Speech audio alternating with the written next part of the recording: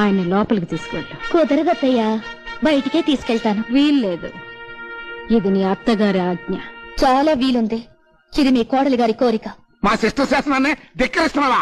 శాసనాలకి రాజముద్రికలకి ఏనాడో కాలం చెల్లిపోయింది కదత్తయ్య గారు. పిచ్చి పిచ్చిగా వాగేవంటే పళ్ళు రాలిపోతాయి. పెద్ద వేషాలు వేయకుండా నడు లోపలికి. ఏంటి తున్నపోతుల అడ్డంగా బలిసి తెగరెచ్చిపోతున్నావు? కొట్టేనంటే దవడ పగిలిపోతా. నీ కొడుకులాగా నన్ను గుప్పెట్లో పెట్టుకుందాం అనుకున్నావా? చెయ్యి నొరికి చేతిలో పెడతాను. మావయ్య గారిలాగా నన్ను చీకటి కొట్లో పడేద్దాం అనుకుంటున్నావా? కిరసనాయిల్ పోసి తగలబెట్టేస్తాను.